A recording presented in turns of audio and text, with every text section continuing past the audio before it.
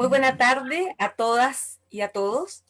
A nombre de la Facultad de Ciencias Jurídicas y Sociales de la Universidad Austral de Chile, de su Escuela de Derecho en la sede de Puerto Montt y de su centro de estudiantes en la capital regional de la región de los lagos, les damos una cordial bienvenida al conversatorio Proceso Constituyente y Convención Constitucional. Desde ya agradecemos a la y el expositor que han aceptado participar de esta nueva jornada académica.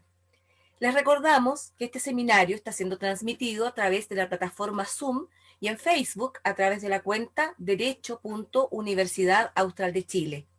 Les informamos a quienes ven esta transmisión a través de Zoom que pueden hacer llegar sus preguntas a través del icono Preguntas y Respuestas, que la encontrará en la parte baja de la pantalla en la franja negra que va a tener en su tablet, computador o celular a través de lo cual se esté conectando. En Facebook las personas pueden hacer llegar sus preguntas como siempre a través del chat de la misma transmisión. En primer lugar, ofrecerá un saludo el director de la Escuela de Derecho de nuestra universidad en su sede de Puerto Montt, doctor Darío Parra Sepúlveda. Muchas gracias, Alejandra. Adelanto que seré breve, por lo que partiré enviando un afectuoso saludo a todas y todos quienes estoicamente hoy nos acompañan en este conversatorio sobre proceso constituyente y convención constitucional, la cual, no podemos obviar, compite con el Partido de Chile-Venezuela. Por lo tanto, vaya mi sincero reconocimiento a quienes hoy nos acompañan y han decidido dar preferencia a esta actividad. En este sentido, quiero aprovechar de valorar muy profundamente y felicitar también a cada uno de los miembros del Centro de Estudiantes de la Escuela de Derecho de la Universidad Austral de Chile en Puerto Montt por la interesante iniciativa y organización de esta actividad, la cual constituye una clara señal de la decidida opción por el diálogo y debate de ideas por parte de nuestras y nuestros estudiantes frente a los tiempos tan complejos que nos ha tocado vivir. Agradezco también a nuestros profesores de nuestra sede de Puerto Montt, Viviana Ponce de León y Diego Pardo, por su compromiso y amabilidad de compartir sus conocimientos con nosotros. Por último, me interesa destacar que como Escuela de Derecho tenemos la firme convicción del sitial de relevancia social que tanto en la creación como difusión del conocimiento le corresponde ocupar a las instituciones de educación superior. Y en esta línea me parece relevante destacar el activo rol de la Universidad Austral de Chile, no solo en la formación de profesionales con altos estándares de calidad en la región, sino que también al constituirse en un reducto donde la comunidad local pueda participar libre y activamente del debate de ideas y transmisión de conocimiento. Muchas gracias.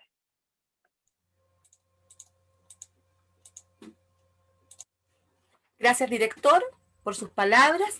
Antes de dar la palabra a la siguiente persona que va a dar un saludo inaugural, quiero hacer mención a un saludo que nos llega precisamente a través de la plataforma Facebook del abogado Máximo Rincón García, abogado dice litigante, quien nos está viendo desde Cúcuta, Colombia. Así que nos envío un fraternal saludo a todos quienes estamos realizando esta actividad. Entonces, sin más, dejo con ustedes también a quien va a dirigir unas palabras, el presidente del Centro de Estudiantes de la Escuela de Derecho de Puerto Montt, Inti Scheuermann. Buenas tardes a todas, a todos. Me sumo a las palabras de agradecimiento del director Darío. Me es muy grato darle la bienvenida a este conversatorio en representación del Centro de Estudiantes y les doy las gracias también al equipo de vinculación con el medio, a los profesores y profesoras que van a exponer hoy día. Consideramos que es una instancia necesaria, que era una instancia que entre nuestros pares, en medios de comunicación, en redes sociales, la gente estaba pidiendo un momento para hablar sobre el proceso constituyente, sobre la convención constitucional. Y bueno, estamos siendo parte de un momento histórico en cuanto al derecho constitucional chileno, en cuanto a la historia de nuestro país. Y bueno, hoy día los invito a participar activamente en este conversatorio para que podamos resolver aquellas dudas y podamos entender de manera más clara y cercana este proceso del cual estamos siendo partícipes. Así que nuevamente muchas gracias a las personas que están aquí, a quienes van a exponer, a las personas que hicieron esto posible. Y bueno, comencemos, yo creo. Muchas gracias. Gracias, Inti, también por tus palabras. Dejo entonces con ustedes al director de la escuela de la sede de Puerto Montt, de la Escuela de Derecho, el profesor Darío Parra, quien va a moderar y va a presentar oficialmente a los expositores. Profesor, tiene usted la palabra.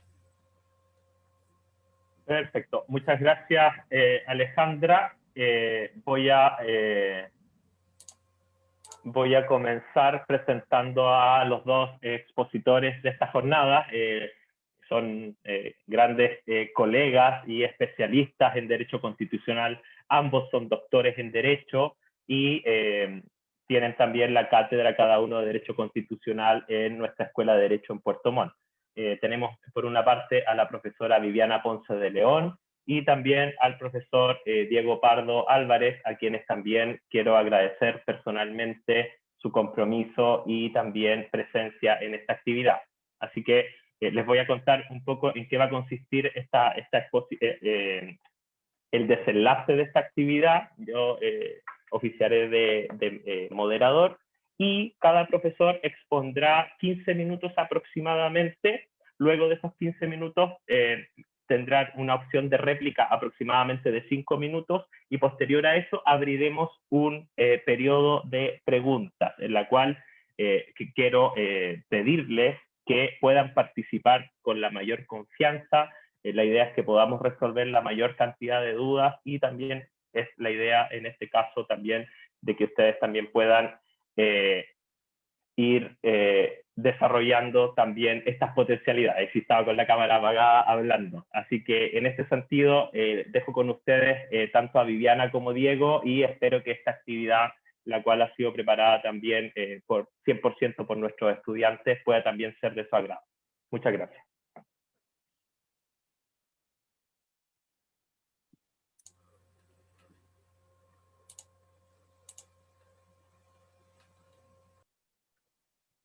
Muchas gracias por la presentación, Darío, y buenas tardes a todas y todos quienes nos ven o escuchan hoy.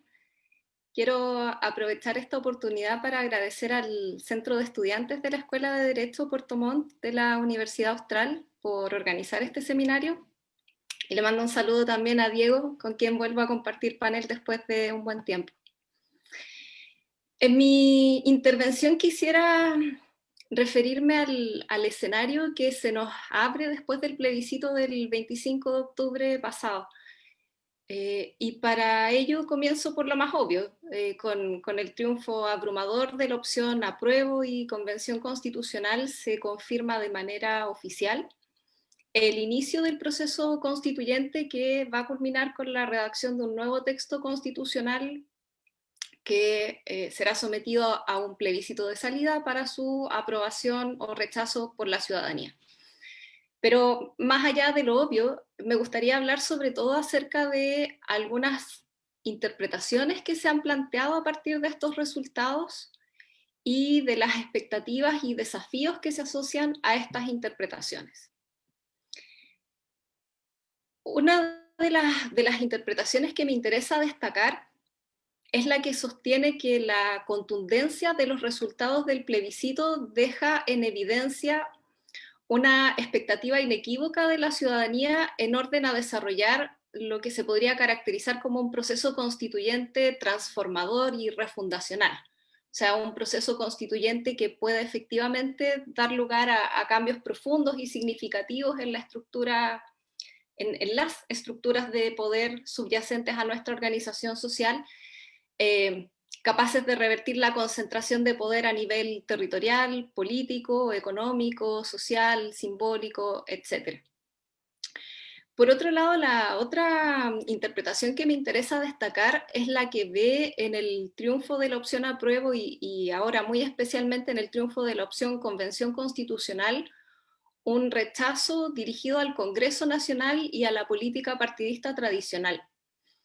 Esta interpretación de hecho, se ha visto reforzada recientemente con la publicación de los resultados de la encuesta Ipsos Espacio Público, en la que se trata de describir el perfil que la ciudadanía preferiría, al menos en abstracto, para la integración de la Convención Constitucional.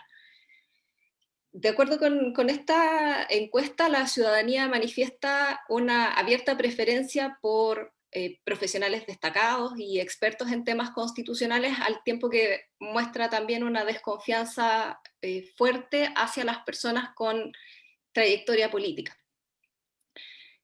Ambas interpretaciones han sido acogidas y procesadas institucionalmente en la forma de una serie de iniciativas que asumen que la legitimidad de la democracia depende de la conexión entre los procedimientos democráticos y sus resultados. Entonces, la aspiración detrás de estas iniciativas es que dar una voz a aquellos grupos sociales que históricamente han sido invisibilizados y marginados de los procesos políticos y que además son distintos a los políticos de siempre, por decirlo de alguna manera, podría dar lugar a una constitución genuinamente democrática, pluralista y legítima. En otras palabras, podría dar lugar a una verdadera nueva constitución, una que no obedezca a las lógicas de la Constitución de 1980. La primera de estas iniciativas fue aprobada ya hace un buen rato, pero creo que vale la pena recordarla. Me refiero a la regla de paridad de género, que fue aprobada en marzo de este año, y que busca asegurar una participación más o menos igualitaria de mujeres y hombres en la convención, de modo de reflejar más fielmente la presencia demográfica de unas y de otros en nuestra sociedad. De acuerdo con esta regla, se busca no solo asegurar la paridad en las listas de candidaturas, sino en los resultados mismos de las elecciones, siendo esto último algo inédito, único a nivel comparado. La segunda iniciativa corresponde a la discusión que se está desarrollando en el Congreso y que sigue vigente hasta ahora, y digo literalmente hasta ahora, en torno a la posibilidad de reservar 24 escaños en la Convención Constitucional para los 10 pueblos originarios reconocidos oficialmente en Chile, más un escaño para el pueblo afrotribal. Actualmente me atrevería a decir que existe un acuerdo político transversal en orden a entregar un espacio a los pueblos originarios para participar, pero sin embargo hay debate respecto de la definición sobre las normas relativas a la cantidad de escaños que efectivamente se deben reservar, a si se sumarán o no a los 155 escaños ya establecidos. Hay discusión sobre quiénes pueden votar, me refiero a si basta la autoidentificación como indígena o si se requiere la inscripción en un registro, quiénes pueden ser candidatos o candidatas y cómo se van a elegir esas candidaturas. La tercera iniciativa, que se está tramitando en conjunto con la anterior y que por lo tanto también se está discutiendo ahora mismo, se refiere a la posibilidad de establecer una cuota de participación para personas con discapacidad. Se trata de una cuota del 5%, que aplica a la totalidad de candidaturas de las listas conformadas por un partido o un pacto electoral a nivel nacional. Y se calcula solo sobre las candidaturas, es decir, no se busca que este 5% se haga realmente efectivo en los resultados. Hay una regla especial, además, de acuerdo con la cual en el caso de las listas independientes de 6 o más candidaturas, estas tienen que incluir al menos una persona con discapacidad.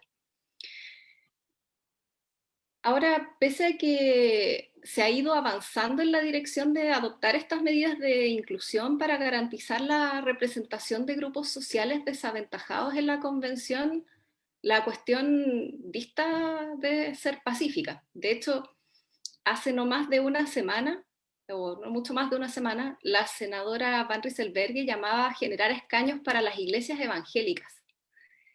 Inicialmente, ella dijo algo así como, bueno, ¿por qué no si esto es tirar y abrazarse?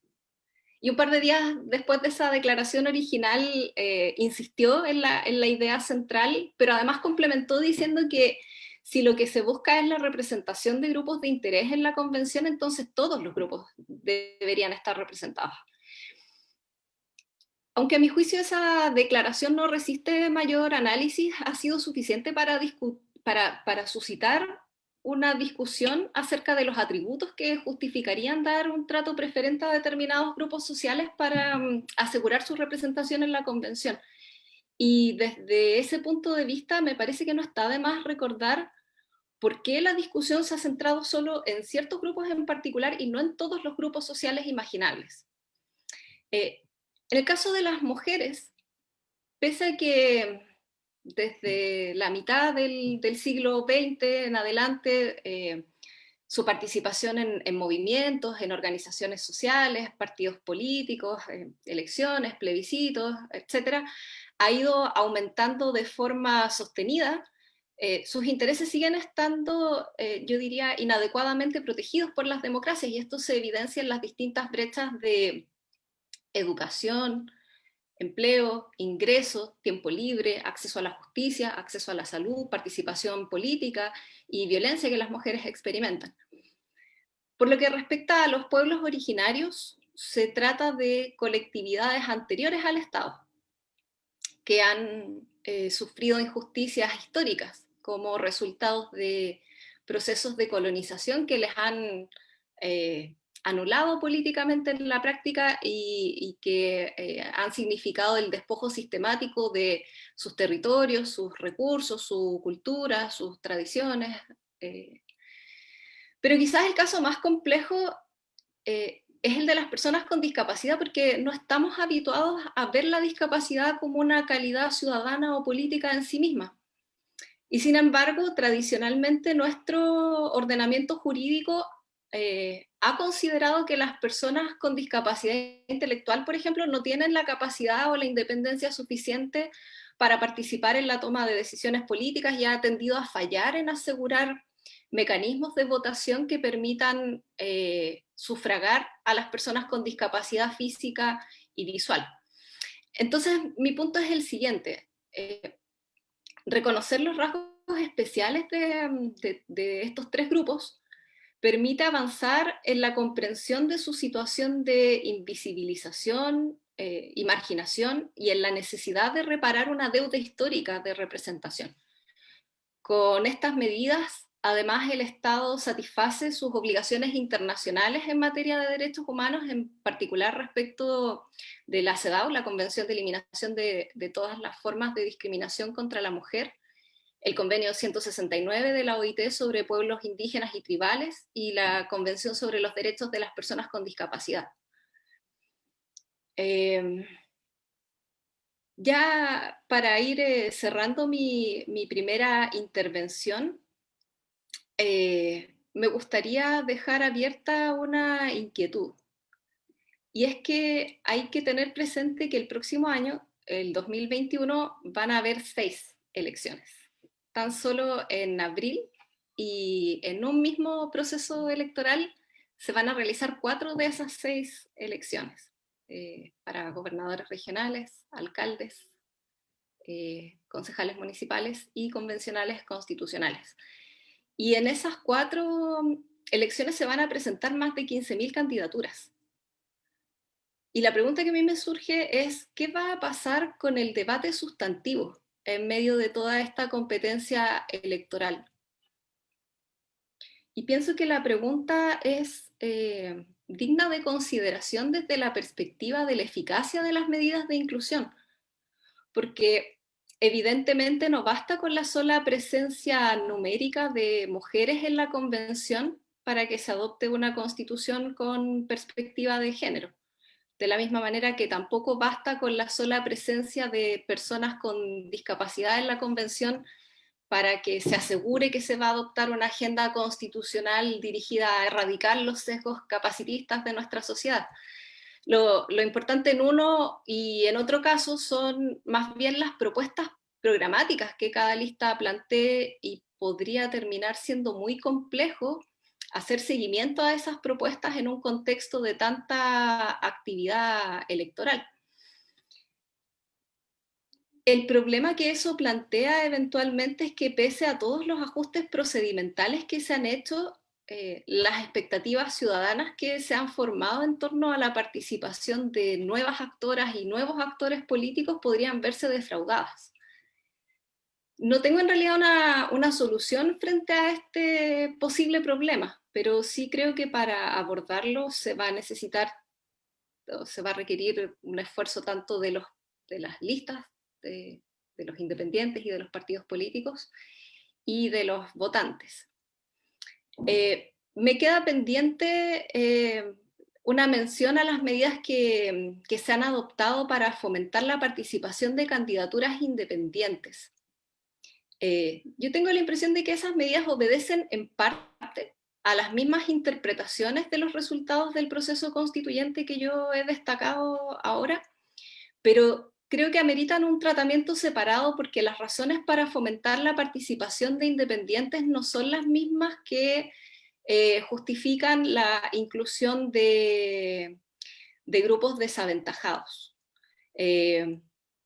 Aquí la cuestión fundamental es que hay una desconfianza hacia los partidos políticos y hacia todos los vicios y males que se asocian con ellos, ante lo cual han surgido distintos movimientos o grupos que buscan ofrecer una alternativa, como por ejemplo el grupo de independientes no neutrales.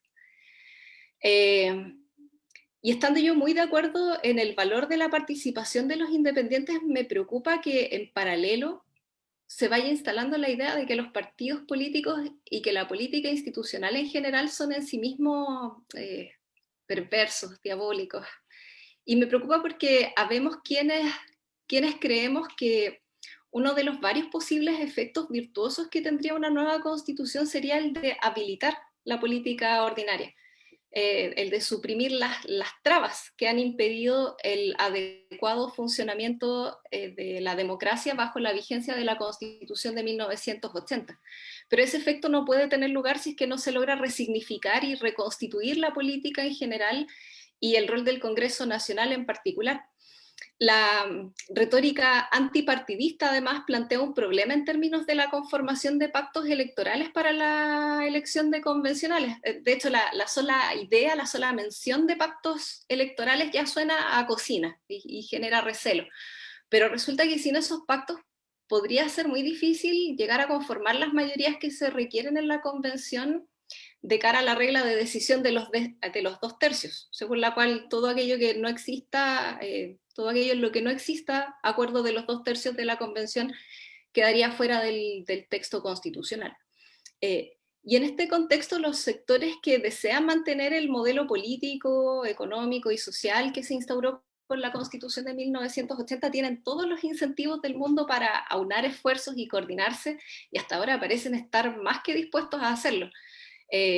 La izquierda, por su parte, ha mostrado hartas más dificultades para actuar de forma coordinada. Hasta el momento ha dado sobre todo señales de fragmentación. Y si sumamos a la ecuación a grupos de independientes que buscan diferenciarse del resto, un escenario de alta fragmentación se hace muy probable.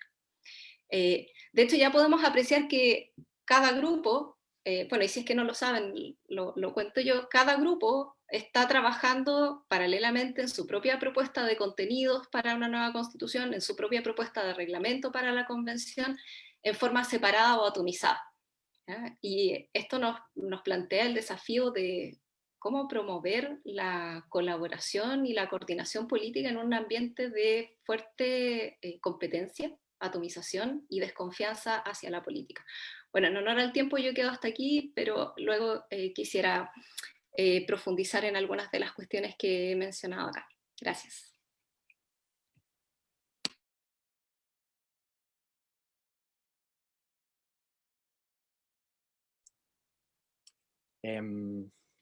Hola, buenas tardes.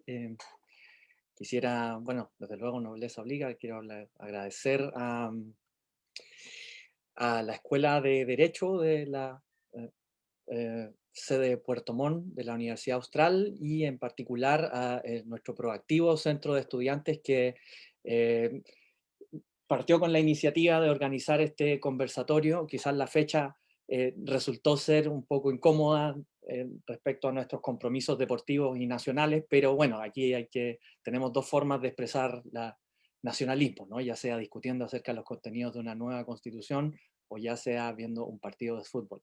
Así que usted puede elegir en su casa, ¿no? También quiero agradecer a la Oficina de Vinculación con el Medio de la Facultad, que nos ha permitido conectarnos de esta forma, y espero que estén escuchándome bien. Si bien pueden estar viendo el partido, ojalá estén escuchando esta transmisión por lo menos.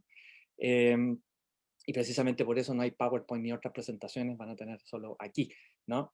Lo que yo quería conversar con ustedes es algunos aspectos centrales de la tarea y del funcionamiento de la Convención Constitucional después del resultado y después de la verificación del plebiscito recién realizado, ¿no? En donde Viviana expuso cuáles son las posibles interpretaciones que tiene ese plebiscito y cómo sería un poco la integración de la Convención Constitucional, considerando los grupos que estarían especialmente representados o cuya representación especial se estaría discutiendo hoy día.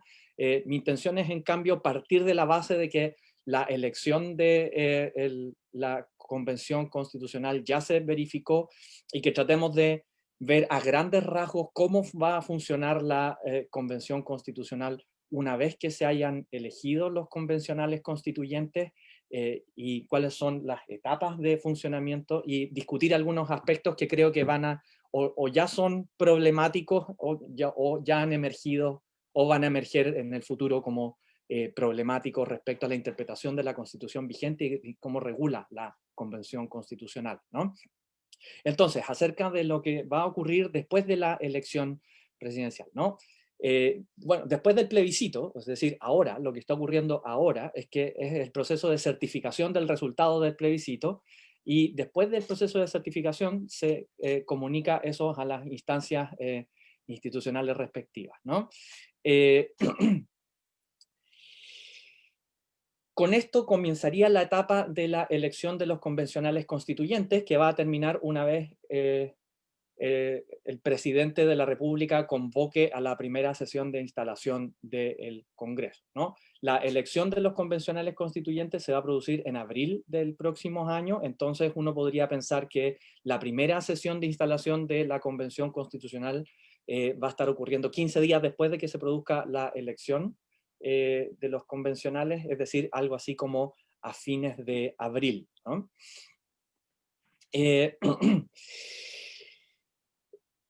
Con esto comienza entonces la etapa de deliberación de la convención, que es una segunda etapa del proceso de creación de una nueva constitución posterior a la realización del plebiscito del 25 de octubre, ¿no? En la primera sesión, la convención constitucional tiene que elegir a un presidente o a un vicepresidente y debe aprobar el reglamento de la convención por la mayoría absoluta de sus miembros, por la mayoría absoluta de los convencionales constituyentes, y con posterioridad a la aprobación de ese reglamento entonces van a comenzar las deliberaciones de la convención constitucional, ¿no? El artículo 137 de la Constitución vigente establece que la Convención deberá redactar y aprobar una propuesta de texto de nueva Constitución en el plazo máximo de 9 meses, contados desde su instalación, es decir, contados desde fines de abril, ¿no? Este plazo es prorrogable por una sola vez por un plazo de 3 meses adicionales y esa prórroga puede ser solicitada por el presidente de la Convención Constitucional o por un tercio de la convención, ¿no? La última etapa corresponde al plebiscito constitucional que está regulado principalmente en el artículo 142 de la Constitución vigente, ¿no? El artículo 142 establece que una vez comunicada la propuesta de texto constitucional aprobada por la Convención Constitucional al presidente de la República, el presidente deberá decretar dentro de los 30 días siguientes a dicha comunicación la convocatoria a plebiscito nacional constitucional para que la ciudadanía, esto dice el artículo 142, apruebe o rechace la propuesta de texto de nueva constitución, ¿no? En ese plebiscito, es decir, en el plebiscito constitucional ratificatorio, el sufragio, a diferencia del plebiscito recién pasado, ¿no? El sufragio va a ser obligatorio para todos quienes tienen domicilio electoral en Chile, ¿no? La pregunta de este segundo plebiscito, del plebiscito constitucional, es la siguiente. ¿Aprueba usted el texto de nueva constitución propuesto por la Convención Constitucional? Y las alternativas son, al igual que en el primer plebiscito, apruebo o rechazo, ¿no? Este plebiscito entonces se tiene que celebrar 60 días después de la publicación del decreto de convocatoria del presidente de la República y tiene que caer un domingo, ¿no? De aprobarse el texto de nueva constitución propuesto por la Convención Constitucional y sometido al plebiscito constitucional, el presidente de la República tendrá que, dentro de los 5 días de comunicada la calificación del plebiscito, convocar al Congreso Pleno para que se promulgue el nuevo texto de constitución y se jura o prometa respetar y acatar la nueva constitución, ¿no? Y a partir de la publicación de este texto de nueva constitución, va a quedar derogada la constitución vigente, la constitución de 1980, 89, 2005, eso depende de sus gustos, ¿no? El artículo 142, inciso final de la constitución vigente, en cambio, establece que si la cuestión planteada a la ciudadanía en el plebiscito ratificatorio fuere rechazada, continuará vigente la Constitución de 1980, ¿no? No sé si vamos a tener tiempo para referirnos a eso, pero aquí ya hay un primer aspecto relativamente problemático, ¿no? El artículo 142, inciso final de la Constitución, parece establecer como posible resultado del segundo plebiscito, una reversión del resultado del primer plebiscito, ¿no? Entonces, este inciso final que se agregó en la reforma constitucional, pero que no estaba incluido en el acuerdo celebrado por los partidos políticos con representación parlamentaria de noviembre del 2018, ¿no? Esto no estaba en ese acuerdo, esto apareció en la reforma constitucional de diciembre del 2018, ¿no? Y esto, en cierto sentido, puede cambiar la interacción que existe entre el primer plebiscito, el de entrada, y el plebiscito ratificatorio, entregándole al segundo plebiscito ratificatorio el potencial de revertir el resultado si es que ganara el rechazo en el segundo plebiscito, ¿no? No voy a juzgar un juicio, pero también puede servir, por otra parte, desde el punto de vista político-comunicacional, para por decirlo así, poner las alternativas con mayor claridad frente a la ciudadanía, ¿no? O es la Constitución de 1980 o es la Constitución de 2022. Pero bueno, ese es un problema que yo no sé si quizás con los 5 minutos que me quedan alcancemos a enfrentar, porque yo quiero referirme en particular, después de haber expuesto a grandes rasgos el procedimiento, ¿no? Elección de convencionales constituyentes, primera sesión de establecimiento, deliberación, aprobación del texto de nueva constitución, plebiscito ratificatorio, promulgación y publicación y pérdida de vigencia de la Constitución de 1980, ¿no? Esas son a grandes rasgos las etapas del procedimiento de creación de una nueva Constitución que está establecido en los artículos 130 y siguientes de la Constitución, con posterioridad a la elección de los convencionales constituyentes, ¿no?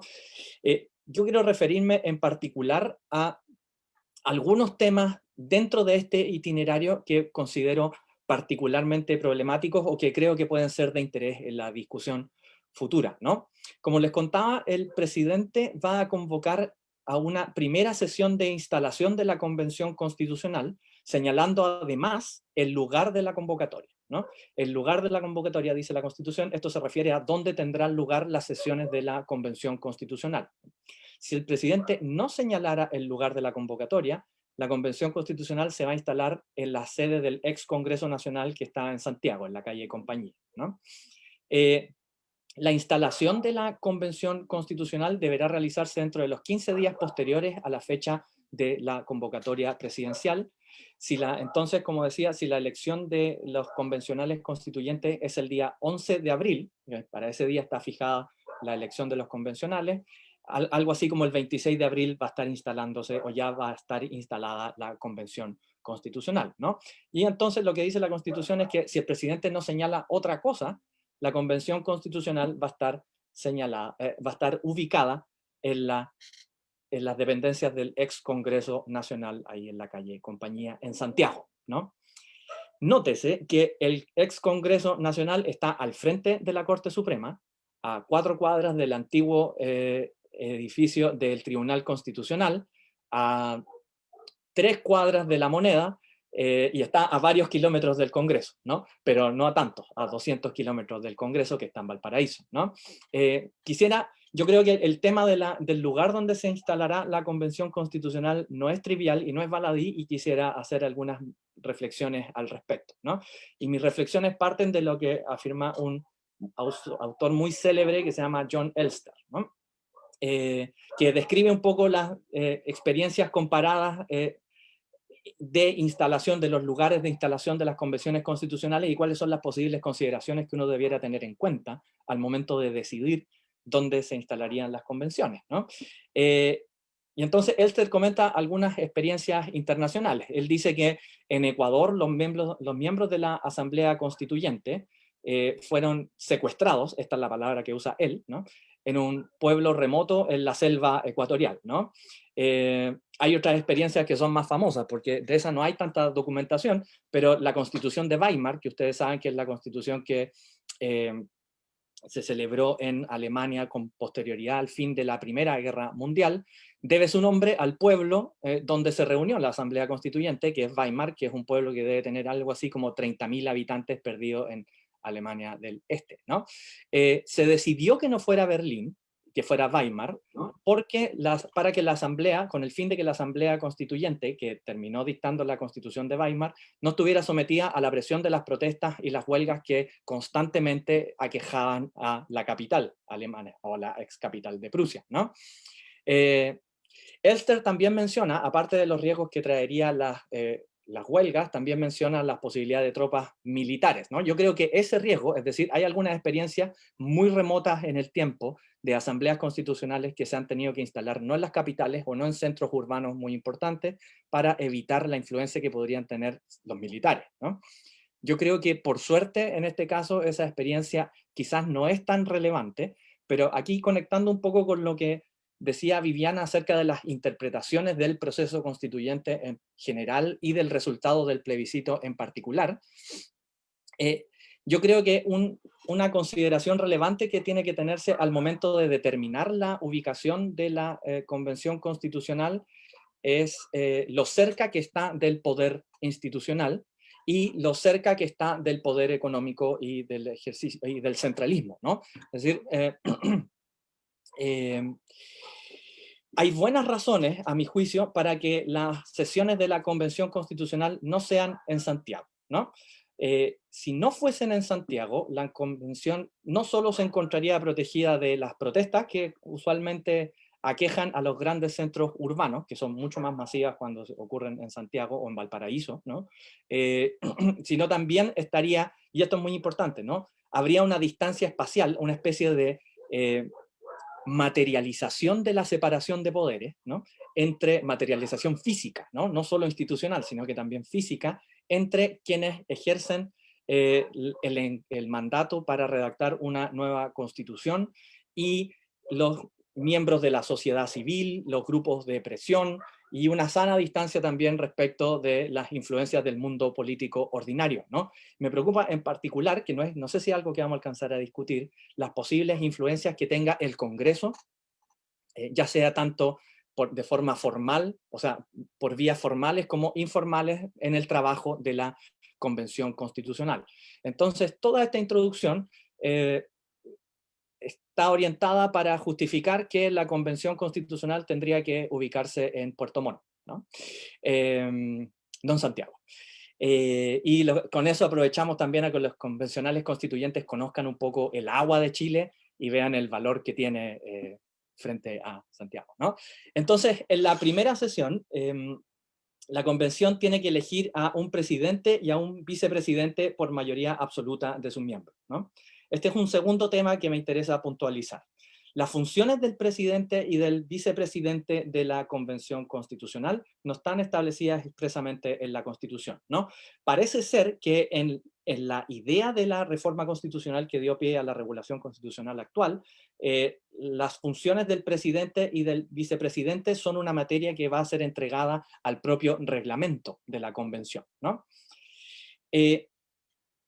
Pero aquí hay una especie de huevo y gallina, ¿no? Hay que primero elegir al presidente y al vicepresidente a través de una votación, y para elegirlos entonces es necesario tener cierto reglamento, aunque sea precario o aunque sea una realización, una especie de realización performativa del reglamento previo a la dictación del reglamento para poder elegir al presidente y al vicepresidente por mayoría absoluta de los miembros de la convención, ¿no?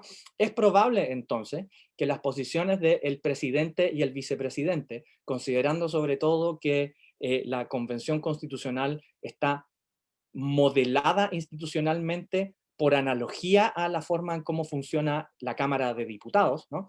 Es probable también que las funciones del presidente y del vicepresidente de la Convención Constitucional se encuentren, también sean interpretadas analógicamente como un reflejo de las atribuciones que tiene el presidente y el vicepresidente de la mesa de la Cámara de Diputados, ¿no?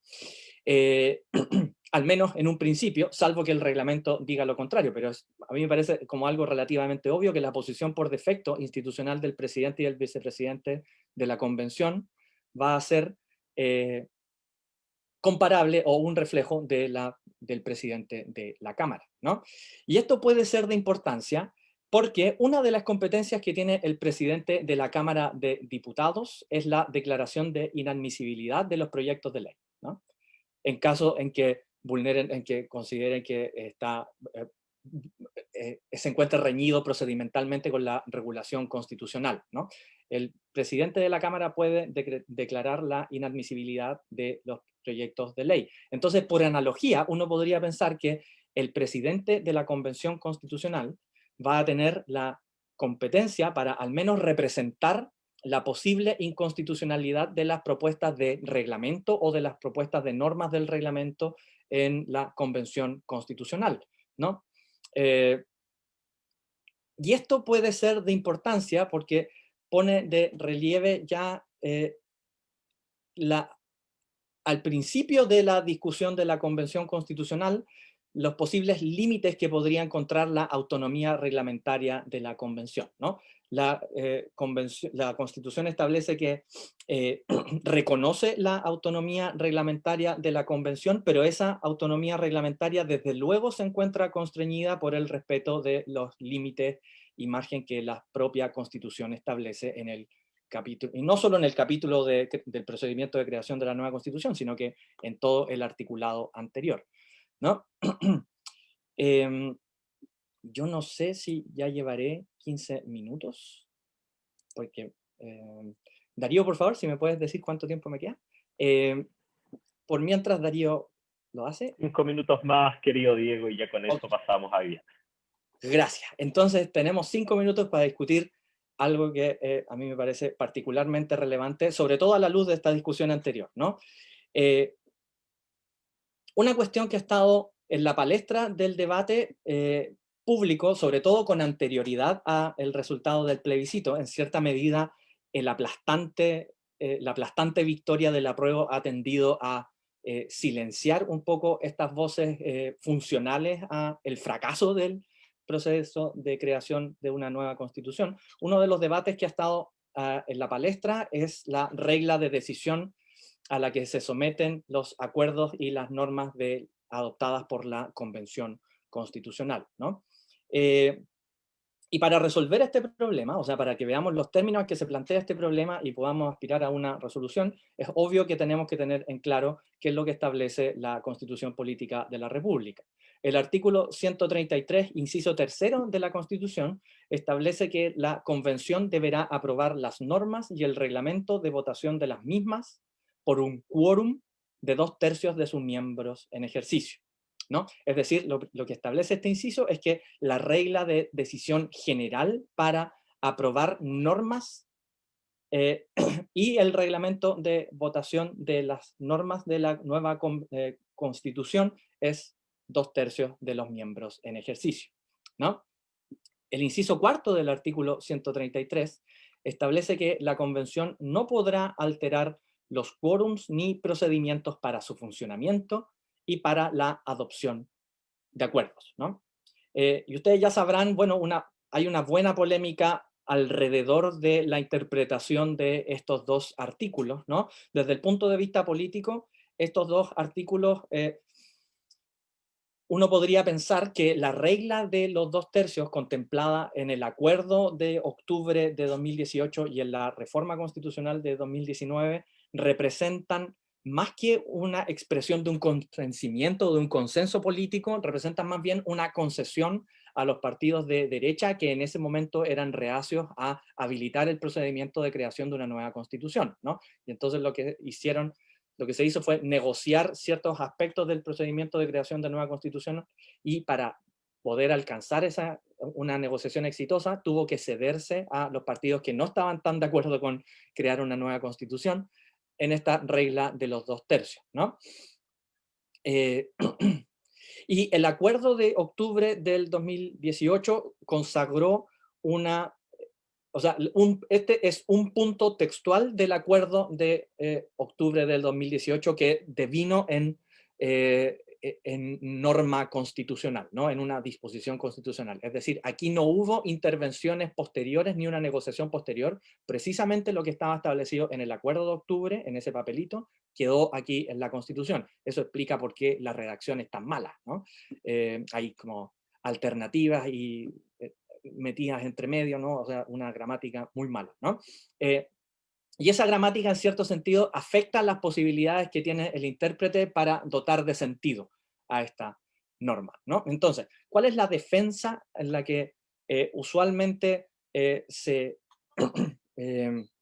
cuál es el punto, la justificación en la que usualmente se pretende justificar esta regla de los 2/3? Se afirma que esta regla favorecería el alcance de acuerdos ampliamente compartidos, ¿no? Y esta defensa no proviene de la derecha, o es decir, a quien se le concedió la regla de los 2/3, es decir, un veto de 1/3 más 1, sino que proviene precisamente de las fuerzas progresistas que estaban a favor de alcanzar un acuerdo por una nueva constitución, como defensa frente al fuego amigo de los partidos que se encuentran más a la izquierda del espectro político, que estuvieron desde un principio en desacuerdo con esta regla de los 2/3, ¿no? Entonces, mientras los de más izquierda decían esta regla está mal, los de menos izquierda decían, bueno, pero con esto vamos a poder alcanzar acuerdos ampliamente compartidos, ¿no? Y esa defensa a mí me parece particularmente problemática, porque es una mala descripción del resultado al que lleva en general una regla de la mayoría calificada como reglas de decisión, ¿no? Las razones por las que creo que esta es una descripción inapropiada, creo que vamos a tener que discutirlas después.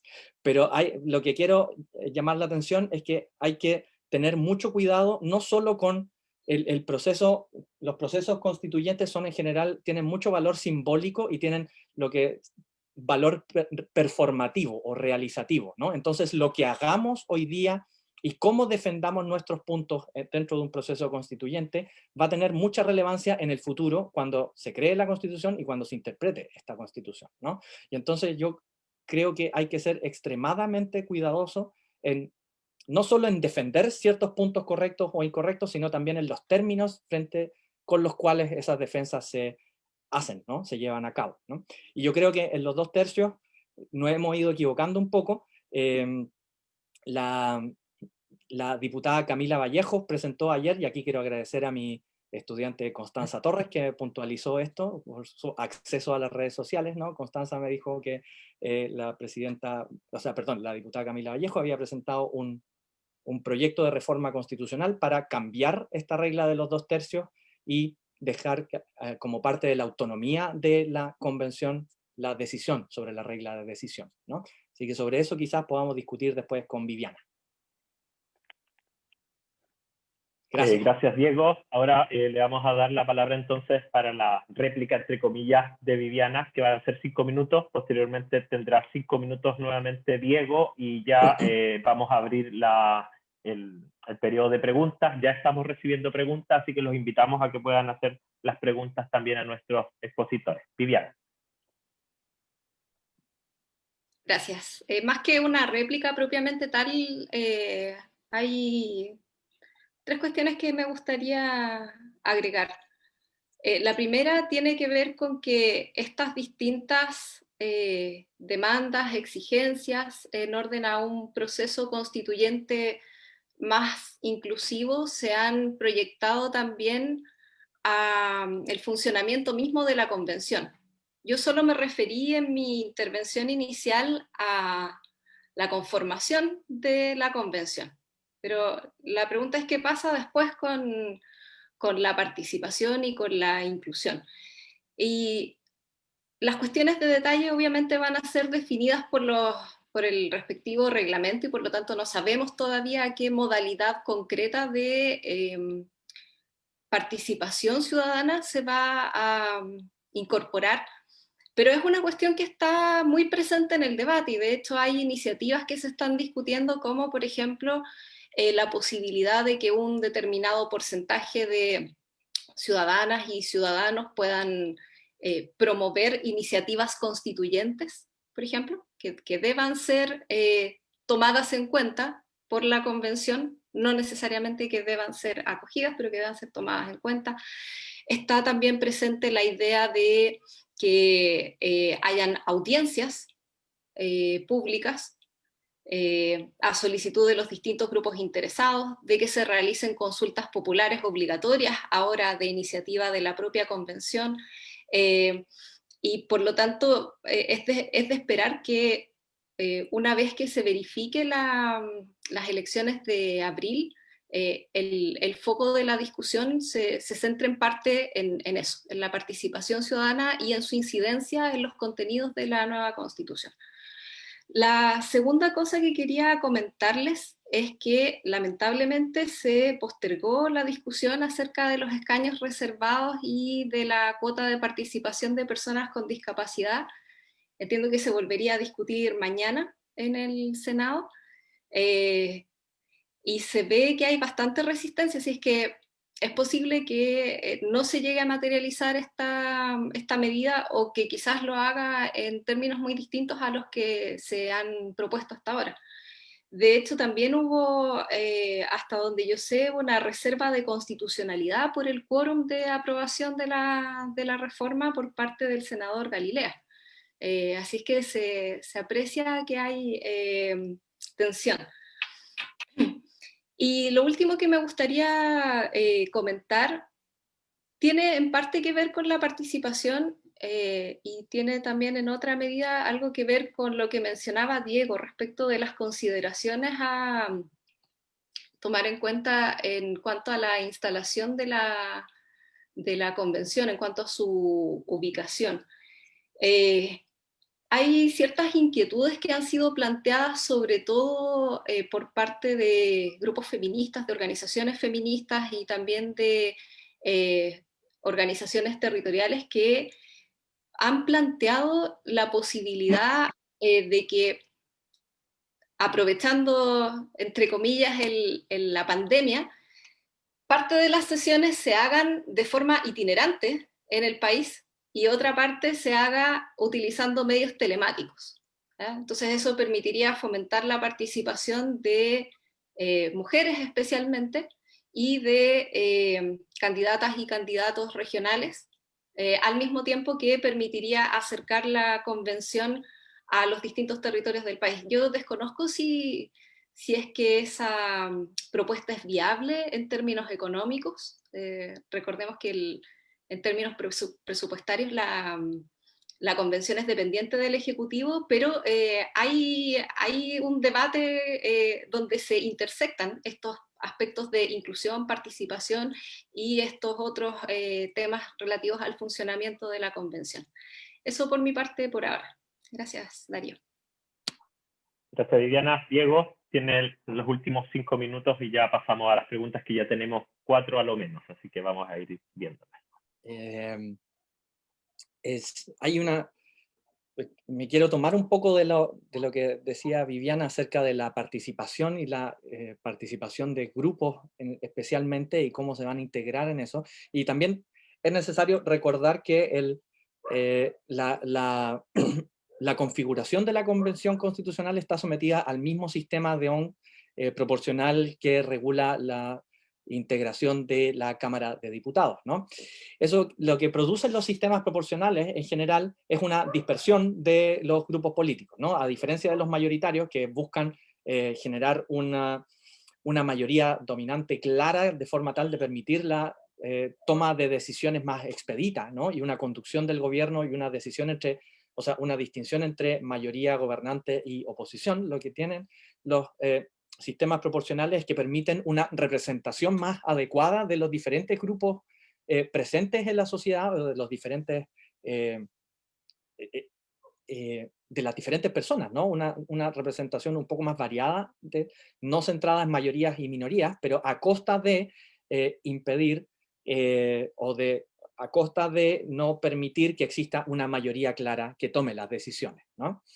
Eso en el contexto de procesos constituyentes como el nuestro es muy valorable siempre, porque la idea de una convención constitucional es la generación de un texto representativo de nueva constitución, ¿no? Y por lo tanto, las razones que hay para promover que exista una mayoría gobernante clara en las instancias representativas no tienen lugar o no tienen demasiada validez en el contexto de una asamblea representativa cuya tarea exclusiva es la redacción de un texto de nueva constitución, ¿no? La Convención Constitucional no gobierna y por lo tanto no necesita de una mayoría clara dentro de su interior, ¿no? Sino que lo importante es que quepan todos los distintos discursos en su interior, ¿no? Y por eso es importante también integrar la Convención Constitucional no solo con ciudadanos mainstream, por decirlo de alguna forma, sino que también por grupos desaventajados, discapacitados, representación de pueblos indígenas y las mujeres en general, como para integrar este variable de género, ¿no? Ahora, esa integración plural de la Convención Constitucional, si bien desde el punto de vista representativo es muy sana, ¿no? Cuando se conjuga con la necesidad de adoptar acuerdos a través de una regla de los 2/3, agrava los problemas de los 2/3, ¿no? Porque ahora esos 2/3 tienen que ser alcanzados por una serie de grupos heterogéneos que representan a distintos segmentos de la sociedad, ¿no? Cuando las reglas supramayoritarias funcionan en contextos de bipartidismo o de asambleas no proporcionales sino representativas, entonces las reglas de la mayoría calificada tienden a comportarse como una regla de la mayoría absoluta, ¿no? En las asambleas sometidas al principio de la proporcionalidad o más intensamente proporcionales, como la Convención Constitucional, va a ser muy difícil entonces alcanzar los 2/3, ¿no? Por eso esta justificación de que los 2/3 serían válidos en la medida en que permita alcanzar amplios acuerdos compartidos, bueno, es un poco inapropiada, ¿no? En realidad lo que hacen los 2/3, y yo creo, y aquí estoy de acuerdo con el proyecto de reforma constitucional que presentó la diputada Vallejo, sin perjuicio de que puede que cuestione la oportunidad y el contenido, pero no, ella se apoya en una crítica respecto a la regla de la mayoría calificada y a la regla de los 2/3 en la Convención Constitucional que yo suscribiría, ¿no? En realidad esto no permite el alcance de amplios acuerdos compartidos, sino que le entrega a todos los grupos que tienen representación en la Convención Constitucional un derecho de veto en la medida en que alcancen un 1/3+1 de una votación, ¿no?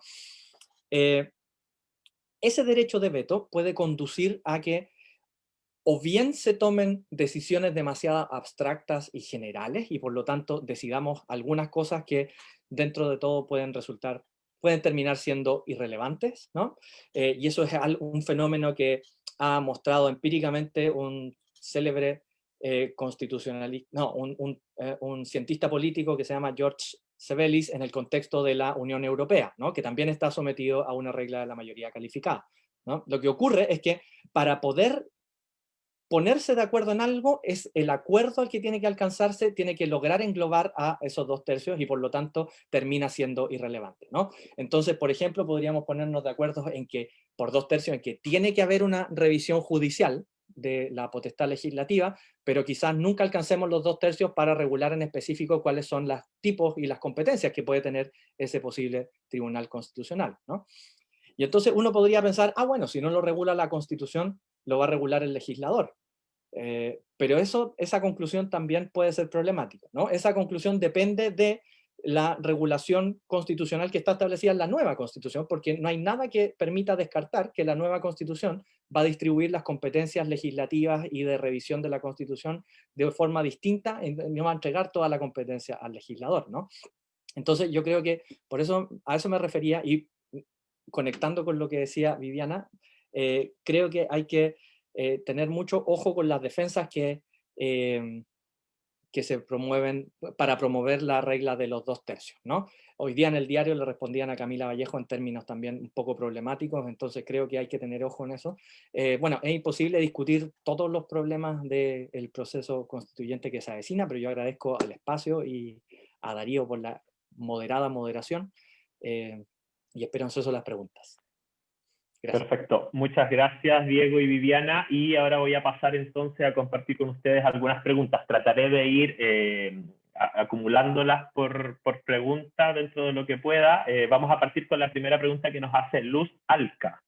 Nos dice, gracias por el espacio. ¿Es posible que se refieran a la estructura general de una constitución que parte en una hoja en blanco? ¿Cuál sería esa estructura? Y aquí dos preguntas que se relacionan un poquito.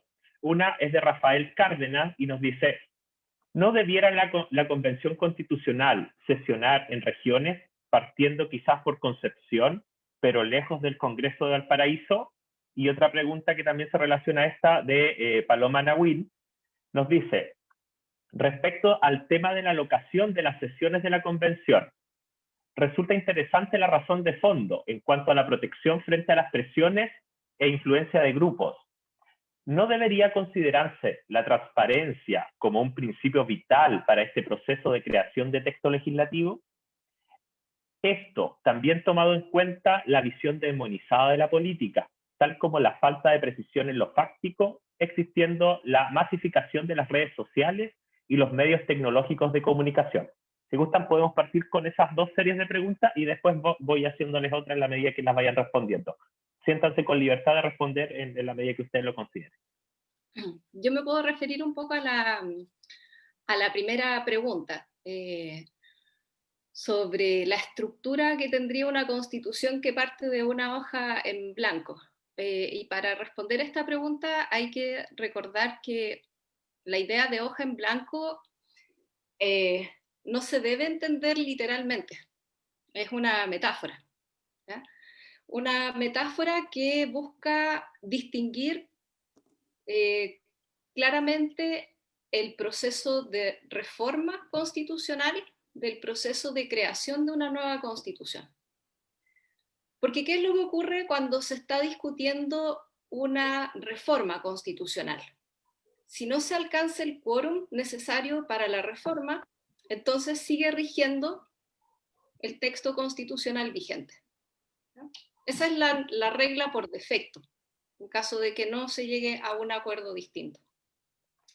Pero en cambio, en un proceso constituyente, esa no puede ser la regla por defecto, ¿cierto? Desde ese punto de vista es que se parte de una hoja en blanco, ¿ya? En el sentido de que si no hay acuerdo, no debería seguir rigiendo el texto constitucional anterior. Ahora, ¿qué debería estar en esta hoja en blanco? O de hecho, ¿qué está en esta hoja en blanco?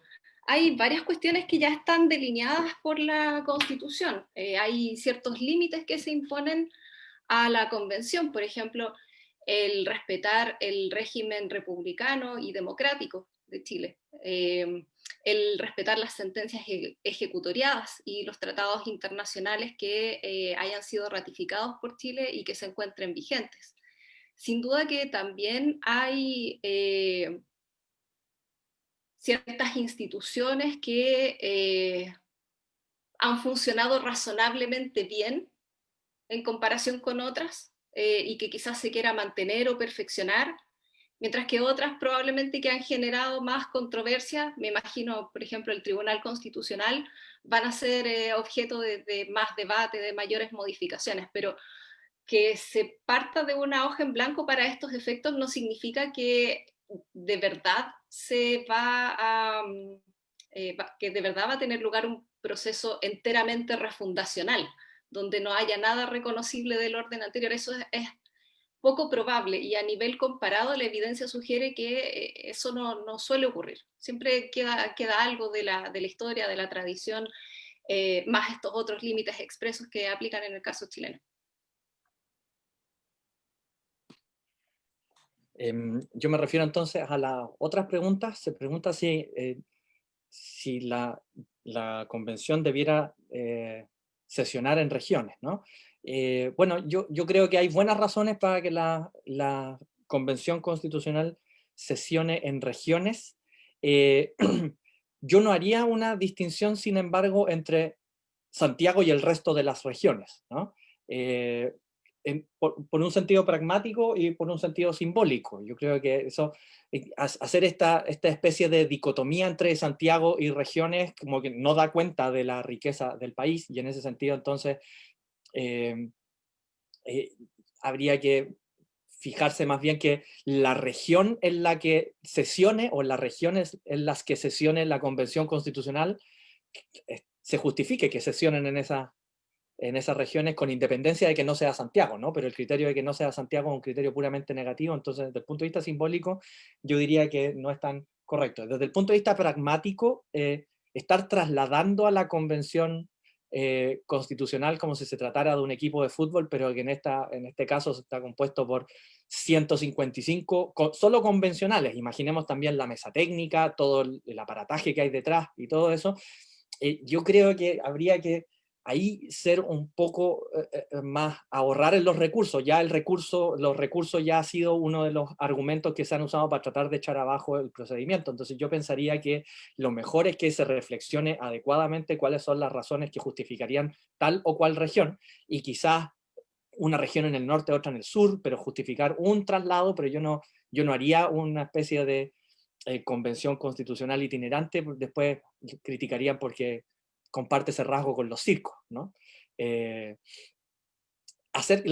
Doña Pamela pregunta por la transparencia como principio de la Convención Constitucional. La Convención Constitucional, desde el punto de vista jurídico constitucional, es, como ustedes saben, un poder constituido, ¿no? En la medida en que es un poder constituido, tiene que respetar los límites y requisitos que están establecidos en la Constitución, y uno de esos límites y requisitos es el principio de transparencia y de probidad que está establecido en la Constitución. O sea, en principio, la convención en tanto órgano está sometido al principio de la transparencia, ¿no? Ahora, la pregunta por la transparencia de las sesiones, desde luego, en principio, la transparencia debiera ser el principio rector de las sesiones, la transparencia y la publicidad, ¿no? No solo por una cuestión de derecho al acceso a la información respecto de la tramitación de la Convención Constitucional, sino porque el principio de la publicidad es uno de los principios que contribuyen centralmente a la legitimación de las asambleas deliberativas en general, ¿no?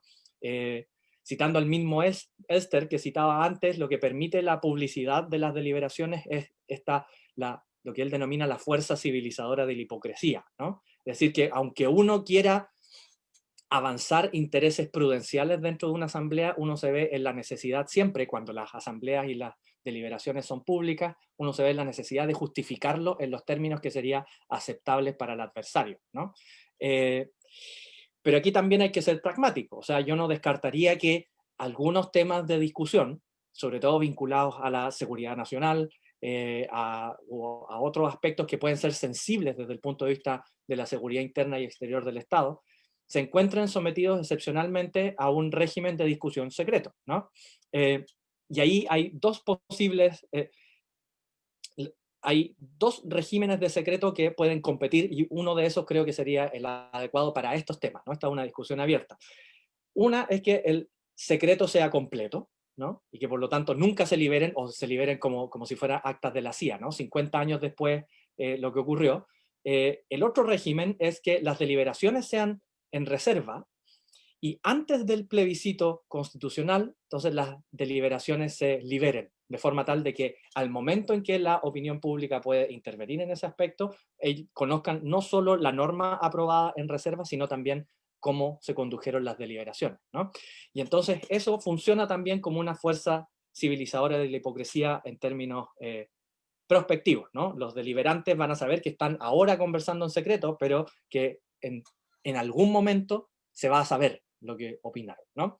Pero eso siempre es un régimen excepcional. Yo no demonizaría la reserva en las deliberaciones, pero ciertamente tiene que ser aceptada solo excepcionalmente, ¿no? Gracias, Diego. Tengo otras preguntas. Javiera Godoy nos pregunta, ¿es posible explicar de manera un poco más detallada cómo se llevará a cabo la elección de los constituyentes? Esta también se relaciona con esta siguiente pregunta.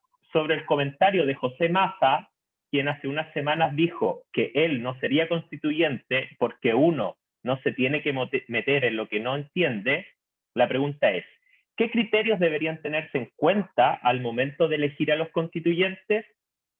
¿Creen ustedes que la Convención Constitucional debería estar conformada por expertos en derecho?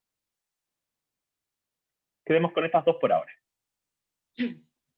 Sobre la pregunta de Javiera, bueno, algo mencionó Diego, ¿cierto? Respecto a que para la elección de los convencionales, de las y los convencionales, rige un sistema electoral proporcional, que es el mismo que aplica a las elecciones de diputadas y diputados. Bueno, en general los sistemas electorales son mecanismos de conversión de votos en escaños, ¿cierto? Lo que ocurre particularmente en un sistema proporcional es que la ciudadanía vota por candidatos que integran listas y los votos que individualmente reciben esos candidatos se suman como un todo, como votos que recibe la lista, ¿ya? Entonces, si nosotros imaginamos un escenario hipotético donde hay 10 escaños a repartir en un determinado territorio y tenemos 3 listas, una lista A con 50 votos, una lista B con 30 votos y una lista C con 20 votos, entonces los votos que hayan recibido estas listas como un todo se van a asignar proporcionalmente para definir la integración de estos 10 escaños. Entonces, la lista A, que había obtenido 50 votos, obtendría 5 escaños de 10. La lista B, que habría obtenido 30 votos, tendría 3 escaños de 10. Y la lista C, con 20 votos, tendría 2 escaños.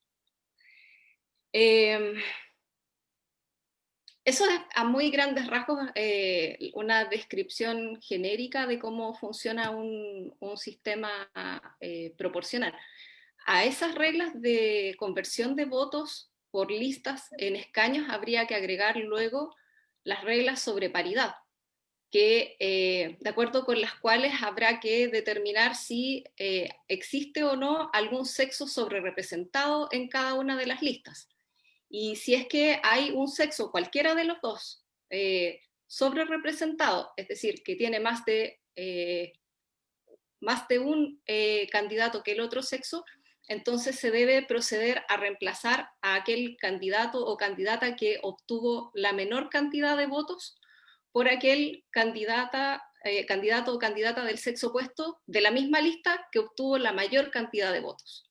Bueno, es un poco complejo explicarlo, normalmente es más fácil cuando uno puede usar alguna representación gráfica, pero existiría entonces esta regla adicional de corrección de la paridad. Y a eso además habría que agregar los eventuales 24 escaños supranumerarios que podrían existir, que darían lugar a un total de 179 escaños en la convención en caso de que se apruebe la reforma constitucional que se está discutiendo para hacer posible la incorporación de pueblos originarios. Yo creo que eso es como la mayor cantidad de detalle que puedo dar sin hacer una presentación autónoma acerca de cómo funciona el sistema de elección de los convencionales. Pero creo que la idea central que ha definido o que ha determinado la mayoría de los cuestionamientos hacia este sistema electoral es que se vota por listas. ¿Ya? Y eso en parte dificulta la posibilidad de participación significativa de candidaturas independientes. Entonces las reformas que se están proponiendo en este momento para fomentar su participación justamente apuntan a disminuir los requisitos para que independientes puedan conformar sus propias listas o integrar listas con otros partidos. Y la segunda pregunta, se me olvidó cuál era la otra pregunta. Yo puedo ir a la segunda entonces. Creo que Es que me había acuerdo. alguna cosita que quería decir sobre esa otra pregunta. Mientras que vaya Diego, a ver si la recordamos, porque mi memoria a corto plazo está horrible. Yo estoy de acuerdo con todo lo que diga José Massa, por tratarse de él, y en particular estoy de acuerdo con esa célebre cuña que le sacaron, que uno no tiene que meterse en lo que no entiende, ¿no? Ahora, yo creo que todos entendemos un poco, todos vivimos, al menos desde varios de ustedes, desde que nacieron, y algunos de nosotros, la gran mayoría del tiempo, en un régimen constitucional, democrático, de derecho, y entendemos relativamente bien, al menos de forma intuitiva, cómo funciona. Y yo estoy de acuerdo, o sea, yo estoy seguro que José Massa también entiende eso, ¿no? Entonces, desde luego que él sí podría ser convencional constituyente, aunque no quiera hacerlo. No me parece que el lema "uno no tiene que meterse en lo que no entiende" sea válido en su caso. Y yo creo, de hecho, que es mucho más válido respecto de los que somos, me voy a incluir tratando de ser lo más humilde posible, en los que somos designados usualmente en la discusión pública como los expertos en derecho constitucional. Nosotros, los expertos, en realidad no tenemos mucha idea de lo que tiene que ir en una constitución. Viviana y yo estudiamos, bueno, voy a hablar por mí, ¿no? Pero yo estudié las constituciones que existen, pero yo no estudié cómo hacer constituciones, ¿no? Entonces yo puedo tener ciertos conocimientos respecto a cómo se han hecho las constituciones en el mundo, pero dármelas de legislador constitucional no serían más que ínfulas, ¿no? Academicistas, ¿no? Yo creo que no hay que desconfiar de los expertos en la medida en que los expertos estén sometidos o que estén integrados dentro de un procedimiento en donde tengan una función específica y acotada a su expertise, ¿no? A su experiencia y a sus conocimientos, ¿no? Y eso es lo que en el proceso actual de la Convención Constitucional se intenta reflejar a través de, en primer lugar, de la mesa técnica, que es esta mesa que va a apoyar técnicamente a la Convención Constitucional, y entonces la idea es concentrar en esa mesa técnica los aspectos técnicos de la creación constitucional y dejar la deliberación de principios constituyentes en los miembros de la Convención Constitucional, en los convencionales constituyentes, ¿no? Y en segundo lugar, el ingreso del saber técnico tiene que venir regulado por la admisión y, en términos de transparencia, también bajo el principio de transparencia, de los aportes que vienen de miembros de la sociedad civil, ¿no? Teniendo esos dos frentes de saber técnico integrados en el procedimiento de creación constitucional, el señor Massa, don José, no tiene ningún problema, a mi juicio, presentarse a convencional constituyente. Y yo, como profesor de Derecho Constitucional, no soy quien para dar criterios para determinar quién puede ser convencional y quién no, ¿no? Viviana, ¿quieres volver a algo o sigo ya con las otras preguntas? Lo que dijo Diego me representa completamente.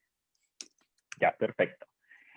Siguientes preguntas. Una es de Francisca Jara y nos dice, ¿cree usted que la forma en que se llegó a la posibilidad de tener una nueva constitución fue la mejor? Y las diferencias entre la Convención Constitucional y la Asamblea Constituyente. Esa sería, por una parte, por parte de Francisca Jara, y también tenemos otra pregunta de Rafael Cárdenas. Nos dice Rafael, ¿no creen que el reemplazo del presidencialismo actual por un sistema parlamentario podría ser una meta, especialmente para las listas de independientes, que desconcertaría, desordenaría y restaría foto a los partidos? Esas son las dos preguntas. Yo voy con la primera. Por favor. Doña Francisca pregunta por las diferencias entre una asamblea constituyente. Pregunta en primer lugar si es que es, entonces, ¿qué opinamos sobre cómo se alcanzó la... si ¿no? fue la mejor forma o si había ¿Fue otra? la mejor forma? Bueno, no, pero fue la que tuvimos, ¿no? Desde luego, la mejor forma hubiera sido que en algún momento, y aquí mi opinión es personal, ¿no? En algún momento los políticos que son quienes gozaban de la posibilidad eterna de vetar cualquier cambio al orden político constitucional chileno, hubieran con altura de miras cedido respecto del derecho del que gozaban de veto, producto de las reglas de reforma constitucional del artículo 127, inciso segundo de la Constitución, y hubieran promovido un cambio constitucional un poco más lento, que no hubiera llevado, o que era lo que se promovía en principio en el segundo gobierno de Bachelet, ¿no? Que a pesar de que había certeza de que el procedimiento de creación de una nueva constitución iba a fracasar porque quienes estaban a favor del orden constitucional de la dictadura seguían gozando de ese derecho de veto, bueno, Bachelet siguió intentando hacer reformas constitucionales y eso se empezó a denominar como la vía institucional, ¿no? Cuando uno compara esa vía institucional, que no es perfecta, ni es la única legítima, ¿no? Cuando uno compara con eso con lo que resultó ser, que es un procedimiento de creación constitucional producido directamente, y aquí la causalidad evidente, o sea, no nos veamos la suerte entre gitanos, ¿no? La causalidad evidente es que un mes después del estallido social y de violentas protestas en Chile, se accedió los partidos de derecha accedieron a generar un procedimiento de creación de la nueva constitución, ¿no? Y entonces comparar esa vía institucional con un estallido social que producto de la violencia policial generó mutilaciones oculares en varios protestantes del país, desde luego no, esa segunda alternativa no es la ideal, ¿no? Pero es la que tenemos. Y doña Francisca pregunta sobre las diferencias de la Convención Constitucional y la Asamblea Constituyente. El término Asamblea Constituyente se encuentra vinculado en general a una tradición continental europea de asambleas que gozaban de un poder soberano de creación constitucional, ¿no? Soberano en el sentido en que no se encontraban sometidos a la forma constitucional anterior, ¿no? Y la idea de una convención constitucional, en cambio, es que la convención constitucional es un poder constituido que tiene una tarea específica, que es la creación de un nuevo texto constitucional que va a ser ratificado por la ciudadanía o por el electorado, ¿no? Y entonces hay una diferencia conceptual histórica, pero yo diría que en términos modernos, o sea, en términos contemporáneos de la práctica de creación constitucional actual, no hay una gran diferencia entre una asamblea constituyente y una convención constitucional como la conocemos nosotros. El término convención constitucional se introdujo simplemente para evitar el nombre de asamblea constituyente, ¿no? Porque actualmente son muy pocas las asambleas creadoras de constitución. O sea, no hay una situación política en general en los cambios democráticos de constitución. La situación política no justifica que la asamblea tenga que desvincularse del orden constitucional anterior y tenga que ejercer poder soberano en el sentido de no sujeto a límites, ¿no? Entonces yo diría que en términos prácticos no hay ninguna distinción relevante hoy día, sin perjuicio de que en términos históricos sí hay una carga normativa distinta en el concepto de convención constitucional vis a vis asamblea constituyente. Gracias. La segunda pregunta, Rafael, no sé si la tienen a mano, se las vuelvo a recordar. Sobre si el reemplazo del presidencialismo actual por un sistema parlamentario podría ser una meta. yo tengo mis dudas respecto de algunas premisas en que parece fundarse la pregunta. Por ejemplo, esto de que el reemplazo del presidencialismo es una opción ideológicamente transversal. Creo que esa afirmación amerita algunos matices. Creo que hay un diagnóstico compartido entre distintos sectores políticos respecto de que hay que atenuar el sistema presidencial, y dependiendo de dónde vengan esas críticas o esos cuestionamientos, se habla de atenuar el sistema hiperpresidencial o el sistema presidencial derechamente. Hay una variedad de propuestas que van desde mantener un sistema presidencial, pasando por un sistema semipresidencial, hasta llegar a un sistema parlamentario. Pero no estoy tan de acuerdo en que las opciones se planteen en esos términos tan binarios y que esa dicotomía sea una opción ideológicamente transversal. ¿Ya? Solo diría que hay acuerdo en algo mucho más modesto, que es atenuar algunas de las características del presidencialismo tal como lo conocemos hoy en día. Y sin duda en eso se va a avanzar. Personalmente, a mí me gusta mucho el sistema parlamentario, lo considero muy atractivo como modelo desde un punto de vista teórico. Tiendo a pensar que en Latinoamérica en general hay una cierta preferencia que no sé si es tan consciente por el presidencialismo, y que en general cada vez que hay una situación de disrupción, lo voy a plantear en términos genéricos del orden, una demanda ciudadana muy frecuente es que venga una figura fuerte y ponga orden, que resuelva esto. O sea, hay como una inclinación, una preferencia,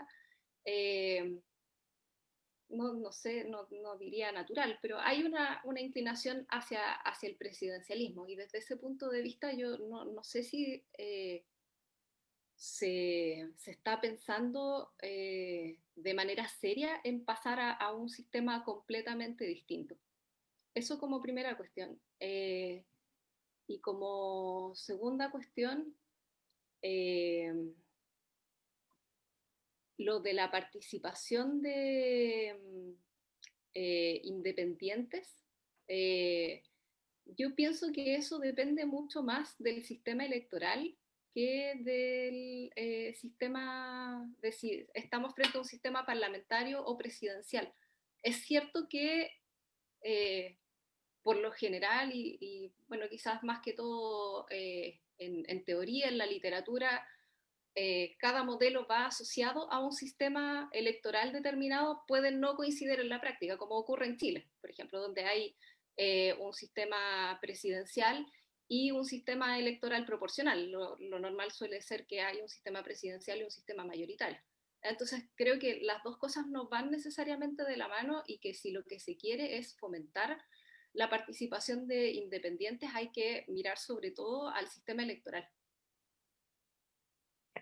Ya, gracias, Viviana, y vamos a ir ya con las últimas preguntas para ir ya cerrando este conversatorio que ha estado muy interesante y con mucha participación. Denis nos cuenta que él es egresado de la sede de Valdivia y envía un saludo, y nos cuenta, voy a leer la primera pregunta, nos dice: ¿cuáles son las dificultades de las personas de la sociedad civil, independientes, no partidistas, que se encontrarán si quieren formar parte de esta convención constitucional como eventuales candidatos? Y la segunda pregunta es de Francisca Bahamonde, que también se relaciona con esta, y nos dice: ¿qué personas considerarían más facultadas para participar en las convenciones constitucionales? ¿Conocedores en materia constitucional o personas que provengan directamente del pueblo sin algún tipo de conocimiento?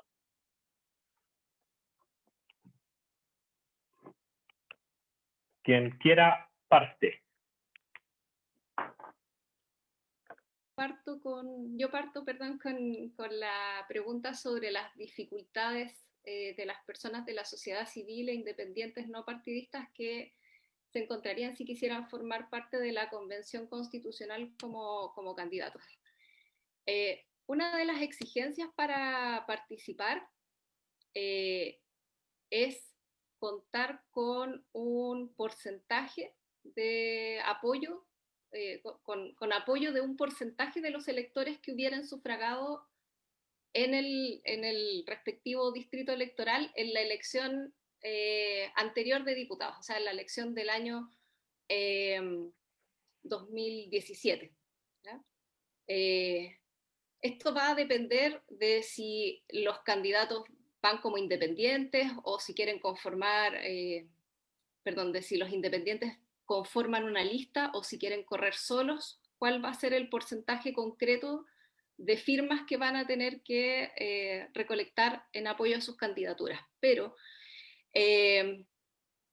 voy a tomar como referencia las reglas actualmente vigentes, ¿ya? Que no son exactamente las mismas que aplican a las elecciones de diputados porque hubo una reforma en este punto. De acuerdo con la reforma, 2 o más candidaturas pueden constituir una lista y cada candidato individualmente considerado tiene que juntar un 0,4% de los electores que hubieran sufragado en el respectivo distrito electoral en la elección de diputados anterior. Esta cifra, dependiendo del distrito de que se trate, si nosotros miramos todas las cifras en el país, va entre 154 y 1932. O sea, ese es el rango de firmas que podría tener que reunir un candidato independiente individualmente considerado para inscribir su candidatura y participar en la lista. Y por otro lado, la lista como un todo, completa, desde 6 a 9 candidatos, según el número de escaños que se distribuye en cada distrito, va a requerir un 1,5% de la firma de los electores que hubiesen sufragado en el respectivo distrito electoral en la elección de diputados anterior. Ahí el número, los rangos de firmas que se requerirían irían de entre 576 a 7.246. Entonces, para responder más directamente a la pregunta, ¿cuáles serían los problemas o las dificultades con las que se encontrarían los independientes? Bueno, que el número de firmas es muy alto. Entonces, lo que se busca con las reformas que se están proponiendo es que el 0,4% de firmas individuales, el 0,4% de firmas para apoyar a candidaturas individuales se baje a un 0,2% y que el 1,5% de firmas que se requieren para apoyar una lista como un todo se baje a un 0,5%. Tampoco tengo certeza de que esto vaya a ocurrir, pero por lo menos esa es la dirección, esa es una de las direcciones en que apunta la reforma. Y la otra cuestión es que, tomando en cuenta el contexto de emergencia sanitaria que estamos viviendo, el otro problema es cómo lograr que la ciudadanía que quiere apoyar una candidatura independiente vaya a una notaría en estas circunstancias y se pueda materializar la inscripción de la candidatura. Entonces, lo que se está proponiendo en esta reforma que está en debate es que se pueda suscribir el patrocinio con clave única, sin necesidad de ir a una notaría. Esos son los dos grandes obstáculos materiales a los cuales habría que sumar quizás algunas asimetrías en términos de financiamiento, asimetrías en términos de información y de experiencia política, pero probablemente una reforma no sea capaz de abordar todos estos aspectos porque finalmente son estructuras distintas. Los independientes no representan el mismo tipo de intereses colectivos que representan los partidos políticos y por lo mismo no tienen toda la estructura institucional que tienen los partidos políticos, no pueden ser exactamente iguales. Y en cuanto a la segunda pregunta sobre el respeto a los tratados internacionales, bueno, veo aquí que el profesor Pardo ya algo dijo. El que los tratados internacionales representen alguna suerte de límite, habría que discutir qué se entiende por límite para estos efectos, pero que representen un límite para la actividad de la convención, en realidad está en buena medida dado por el derecho internacional. El derecho internacional define bajo qué condiciones un tratado pierde su vigencia, y el proceso constituyente va por un carril separado. Ahora, dicho eso, los tratados de libre comercio y los acuerdos económicos podrían constituir una suerte de impedimento o traba para adoptar ciertas medidas en el marco de un proceso constituyente. Sí, pero esos mismos acuerdos y tratados ofrecen soluciones, ofrecen salidas. De hecho, en otros procesos constituyentes donde se han adoptado decisiones, por ejemplo, de nacionalizar recursos naturales, se han utilizado las mismas estrategias, los mismos mecanismos que ofrecen esos tratados, esos acuerdos, y se ha recurrido a la jurisdicción pertinente, se ha negociado, se han pagado las indemnizaciones que corresponden y luego el Estado ha recuperado toda la inversión a través de la provisión o suministro directo de los servicios que antes prestaba en particular. Así que si bien hay aquí algún tipo de obstáculo, entre comillas, no es un obstáculo insalvable. Entonces, doña Francisca pregunta si qué personas consideraríamos más facultadas para participar en las convenciones constitucionales, ¿no? Y conocedores de la materia constitucional o personas que provengan directamente del pueblo sin algún tipo de conocimiento. Yo creo que la pregunta parte de una premisa dicotómica que puede ser rechazada, ¿no? No existe una distinción en la ciudadanía entre el pueblo y conocedores de la materia constitucional. La respuesta, bueno, yo entiendo que si me preguntan por los requisitos de las personas que pueden optar al cargo de convencional constituyente, lo que yo diría es que los requisitos tienen que ser lo más amplio posible de forma tal de permitir la participación de todo el mundo, ¿no? Y entonces todos debieran tener la facultad, por de pronto, porque es un derecho fundamental. Entonces, en la medida en que se pretenda restringir ese derecho fundamental a ser elegido para el ejercicio de cargos de elección popular, en esa medida la justificación tiene que ser más intensa, ¿no? Para restringir la facultad a participar. Yo creo que si me pregunta por mi opinión personal acerca de quién consideraría, quién me gustaría a mí que fuera parte de la Convención Constitucional, yo no creo que la respuesta pueda ser planteable en esa dicotomía entre conocedores de la materia constitucional y gente que venga del pueblo sin algún tipo de conocimiento. Lo que yo diría más bien, bueno, la respuesta políticamente correcta es decir, todos debiéramos participar, pero siendo un poco más realistas, yo creo que lo importante es, más que el conocimiento previo, es una cuestión de actitud, ¿no? Lo que se requiere es que, o sea, lo que sería ideal, o desde el punto de vista del éxito del resultado del proceso de creación constitucional, es que las personas que integren la Convención Constitucional tengan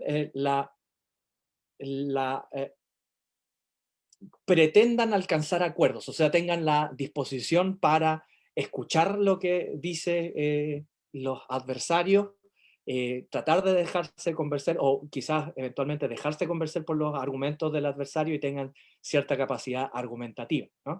Y yo he conocido personas expertas en convenciones constitucionales que no son así, y he conocido gente del pueblo que sí es así, ¿no? Entonces no sé si es una cuestión de pertenencia, sino que es más bien una cuestión de actitud. No sé si la respuesta la satisface. Gracias, Diego. Y ya en mi condición de moderador voy a dar por cerrado este gran panel en el que también, y en este caso yo como profesor de Derecho Civil, bastante alejado tal vez del constitucional en principio, aunque cada vez la constitucionalización abarca todo. Me declaro también que he aprendido bastante, estoy muy contento y espero que también el público que nos acompañó durante más de 90 minutos, prácticamente lo mismo que duró el otro encuentro. Así que por mi parte ya doy por cerrada esta mesa y ya dejo todo en manos de Alejandra. Muchas gracias, profesor.